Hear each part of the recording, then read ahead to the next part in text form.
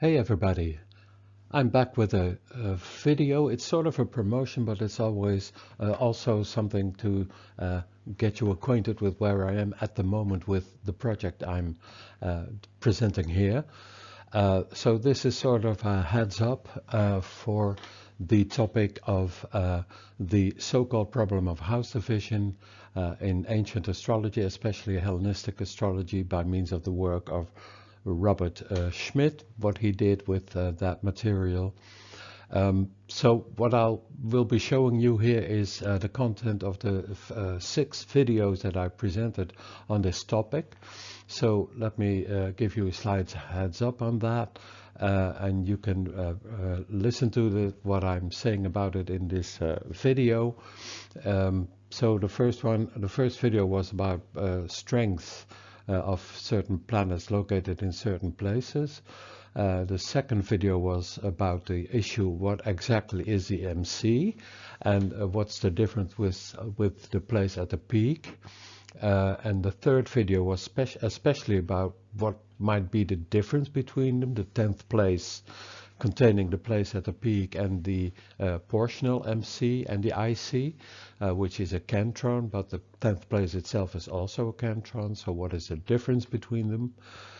Then in the fourth video I talked about advancing planets, because when we have a portional MC, then you can also see in the chart, by the way that the chart moves, that planets can be come into closer contact with the portional MC and the IC and the ascendant and the descendant, and whenever that is the case you can say that they are advancing because they are gaining in, let's say, importance in the chart, but they can also be receding, so they lose sort of a certain strength. The fifth video is about a very important Greek philosophical context having to do with hule, matter and substance, which is something that was attributed by the ancient astrologers to the images, the 12 images of the zodiac. And the interesting thing is that the planets were conceived of as being an eidos, so the principle of form, eidos, is in astrological texts always said in connection with the planets. So that's an interesting thing. So what do these two do together when a planet is in a specific image? What is the result? And in the sixth video, then I introduced the cusps. As you know, I always try to go as deep as possible into all this material. So I start from the ground up, and you can see in these videos how I'm doing that. So have a look. So I believe it was just before the summer holidays that I published a promotion video on this specific topic, the so-called problem of house division, and what I discovered there was the main reason why I wanted to continue this video series on Patreon, and I've explained this in my previous introduction to this material. So just keep posted up here, and I will let you know what the content will be of this very important talk about the so-called problem of house division, because there is no problem of house division in the ancient texts. So that's a very interesting departure of this specific topic. But let me show you just why the specific reasons are and what you can learn when you join this Patreon subscription. These are the reasons and what will be on offer when you subscribe to this specific Patreon subscription. There will be uploaded videos monthly, 1 or 2, I guess. The problem of whole sign houses and equal places and quadrant divisions will be addressed, and these, as I've said before, were no problem in the original system of Greek astrology, as Robert Schmidt put it. And I will introduce it in step-by-step argumentation, just like Schmidt did. And it's an in-depth study of how equal places interact with whole sign places, because that's the whole issue. Yeah, and of course I will be giving example charts and question and answers.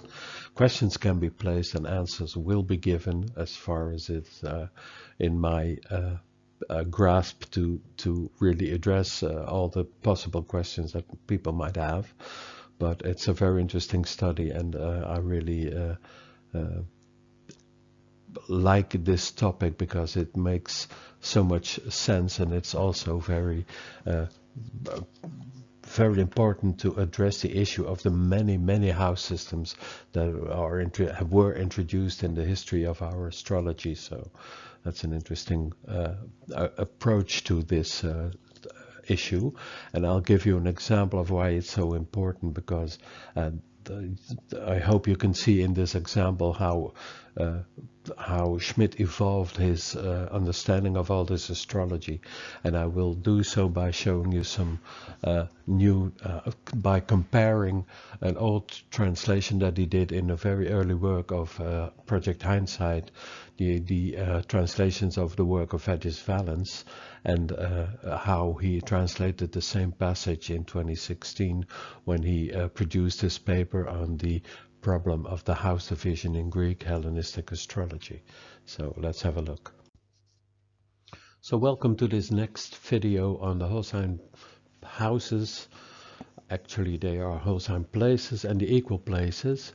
And we are now approaching a very important principle that is actually the key to trying to understand the combination of whole sign places and the equal places. But to do so, let me first have a quick recap for you what we have investigated so far. So let's have a look. This whole study is actually about why and in what sense we can understand the topical places in a natal chart, and the first thing that we investigated was the difference between the good places and the not so good places, or the bad places as they were called. And we investigated the scheme of Hermes and Timaeus and the Gepso the king.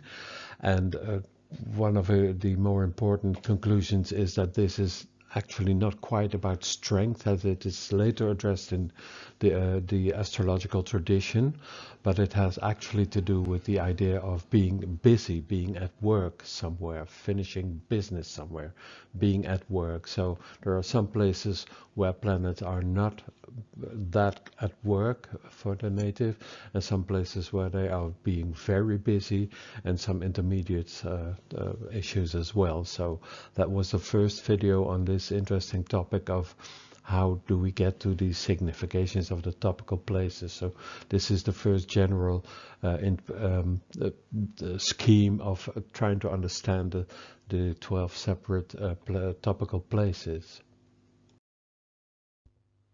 The second video on this fascinating topic was called The Swivel and the Oscillation, and that had to do with what we now call the two main how do you call them, the angular principles having to do with the horizon and the meridian.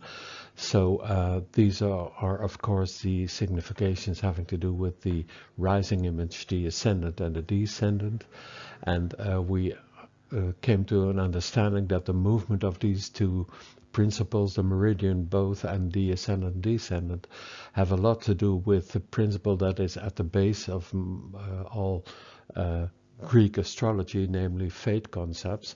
And fate issues have to do with movement, being moved and moving by yourself, which is the title of a book that I wrote in the Dutch language, moving and being moved. And that's actually what's happening with the ecliptic as well. The ecliptic is being moved by the ascendant. It's an up and down movement, and on the meridian it's a swivel. Let's have a look.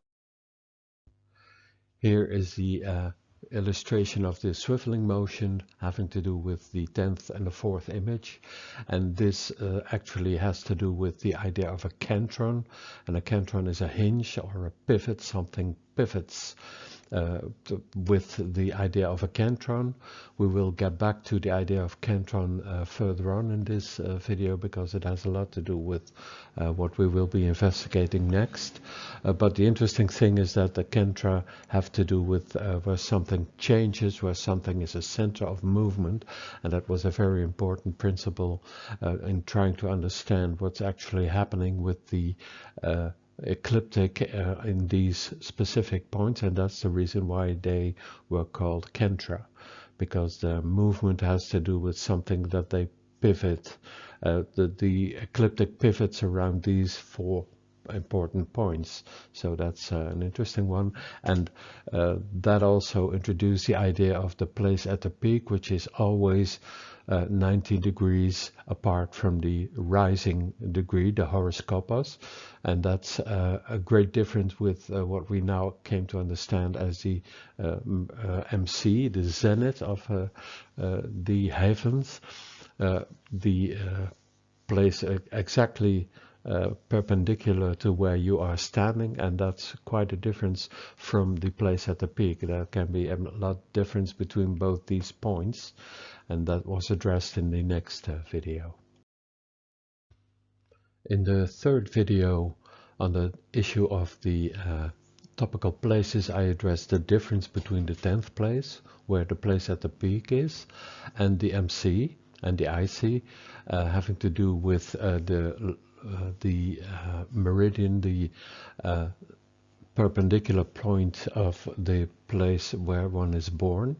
So there we have the difference between the definitions of what cantra actually means. A cantron can be a place of prodding, which is then a center of rotation or movement, which is the 4 what we now call the angular places, but there are actually cantra, which is the ascendant, the MC, the descendant, and the IC.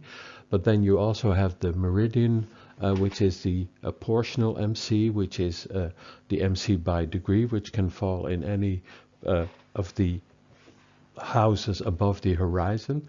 So it can either be in the 8th, the 9th, the 11th, or even the 12th. And I've also seen charts where the MC is in the 8th place. So yeah, that can be a very big difference. And there I have defined the MC as a cantron being a prodding instrument. So something, whenever a planet is there, it can be triggered, it can be more active than when it's in another place, or even more active than when it's in the 10th place, the place at the peak. So there's the difference between these 2 factors, having to do again with what sort of principle we see working when these places, or even the places where the MC is, whenever a planet is there, what happens to that. So in the 4th video I addressed the idea of the advancing planets, which are planets that are moving towards these angular points. Again, I'm using the word angular, but it's actually the pivotal points, which is the ascendant, the MC, the descendant, and the IC. And because of the movement of the zodiac and the principle of primary directions, you can see whether or not a planet is moving towards one of these pivot points, or the pivot point itself is moving towards the planet. And if that is the case, then these planets are advancing, simply because they will become more important at a certain stage in life. So they are becoming more and more busy during the lifetime. So that's the case with these planets in Hitler's chart. But if you want to get further into this a very interesting idea, please have a look again at video number 4. It's again something having to do with these pivotal places, cantra, and you can see that these cusp ideas are pretty dominant in this kind of astrology. And of course these 4 angles are of course these 4 pivots are of course very important in delineating charts in our astrology. Now in the last video I addressed the issue of how the 12 topical places got the topics that they are attributed with And then we got to the idea again, a fate concept, which is a very important underlying principle explaining a lot of things going on in this astrology. And then we again got to the principle of moving and being moved.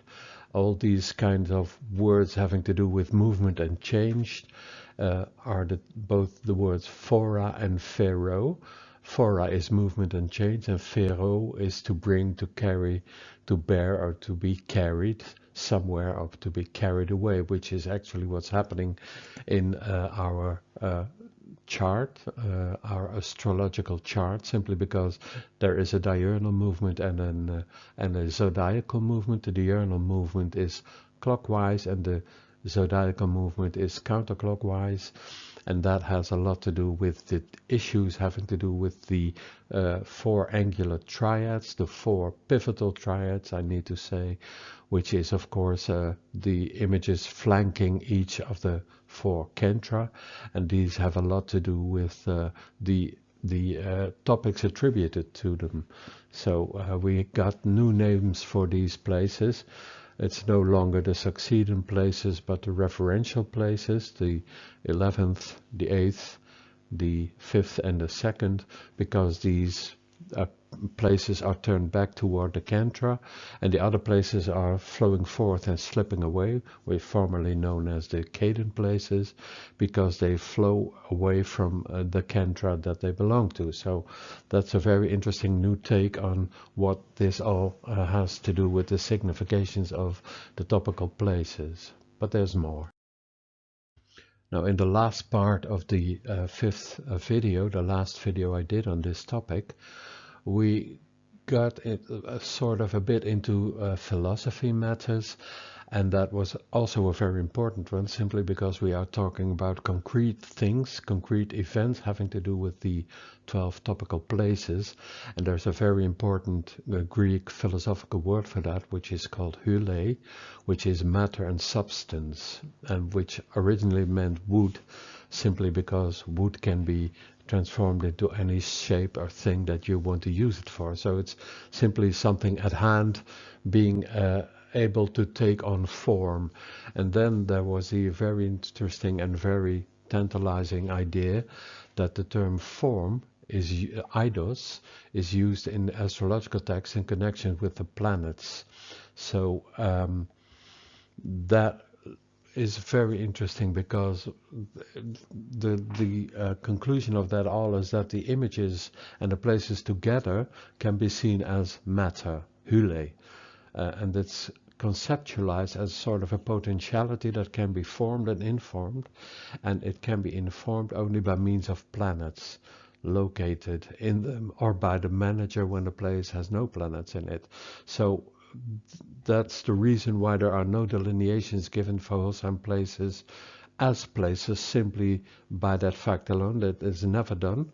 We then delineate places where no planets are found. We always resort to the ruler. So the intimate connection between planets being in places is always there, and it was never done for places that were empty, in the sense that whenever you have a seventh place being associated with a whole sign place of, for instance, let's say the ram, then you never get a delineation of that. It is always in the context of either being a place there, a planet there, sorry, or resorting to the domicile master of that planet, of that place, and then it becomes, of course, the lord of the place itself, the lord of that house. So that's where we were with the last video, and now we need to move further, and for that I need to get into philosophy a bit more, but it will be guided by the ideas of Robert Schmidt on textual analysis of what he found in the Greek astrological texts. So let's have a look.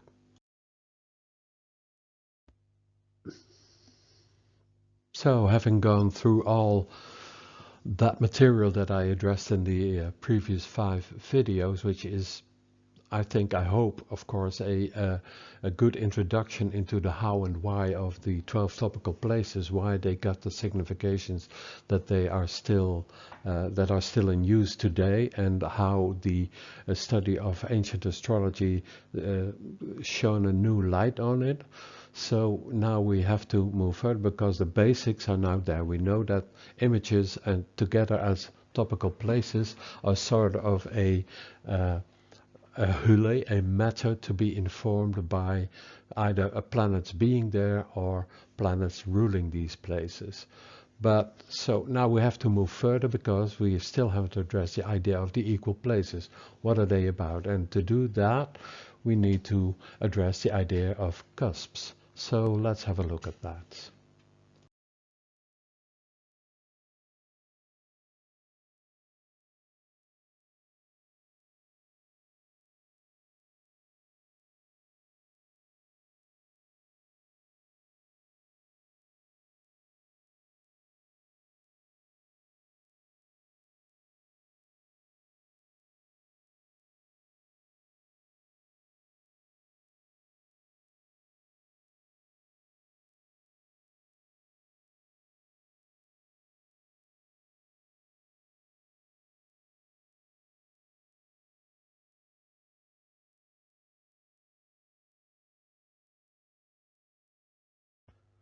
So we're going to talk about the issue of topos, which is the Greek word for what we now call a place, which has also to do with topics. So here I'm going to compare Schmidt's early translation of this specific part of Valens book 1 chapter 1 and compare it with his new translation, and then you will see how far the consequences go with the right understanding of what's actually written there, and that I will further investigate in this subscription on my Patreon page coming in November. So in I believe it was 1993, yes, it says so on the slide, that this translation was first published, and this is the all-important citation, which is going to be very important in the treatment of this issue of what is the correct house division, etc. So let me read it for you. When the benefics are well and suitably situated, they produce their special effects in accordance with their own nature and the nature of the zooidion, which is the image where it's in, with the additional admixture of the testimony or co-presence of each star. But when they fall amiss, they are indicative of the opposite effects. Similarly, if the malefics have dealings when they are suitably placed and in sect, even they are dispensers of good things, and they are indicative of higher positions and advancements. But if they are unprofitably placed, they produce dismissals and accusations. Well, all by itself this is reasonably clear, but we need to look at the new translations to see where the very interesting specific points are made, and the differences between this translations of 1993 and the one that Schmidt gave us in his treatment of the topics of the house divisions in 2016. So this is the new translation. So when the benefics are lying in place, which is different from the remark suitably situated. So when the benefics are lying in place and well situated, they affect their own significations according to their own nature, as well as the nature of the sign, with the testimony through aspect or advocacy through co-presence of each star mixed in, but when they have fallen amiss, they are indicative of hindrances. And also, when in like manner the malefics are transacting business while in place, and of the sect, they are givers of good things and indicative of the greatest kinds of rank and advancement. But when they are unable to transact business to advantage, they affect banishment and accusations of different sorts. Well, this, as you can see, there is quite a difference in the terminology that Schmidt used for the new translation in 2016, and these will be all important in the treatment of this so-called problem of house division. So let me have a look at this citation a little more closely. So here we have the first part of this citation, this quote again, and let's have a look at it, because as you could see in the previous slide, there was also a mention of the malefics, but let's just have a look at this first part, because there are many terms in them that are quite unfamiliar, and we need to address them to try to understand what's going on here and what is addressed in this citation. So these are the things I want to have a closer look at, and which will be explained in the course of this complete translation and this complete treatment of what is meant by the cusp systems in the whole sign places. So let's first have a look at what is meant by lying in place, epitopōs kaimenos. That's a very important one, because this is the crux of the complete treatment of this whole situation, and it of course has to do with cusp systems. So yeah, that's a very important one. So we need to address this issue forthwith, so to speak. The second remark is referring to planets being or lying well situated, and the question then is, in what images are planets well situated? And this we know, because these are called the good places, and as reported by Timaeus and Nechepso, the king. So yeah, we know what these are.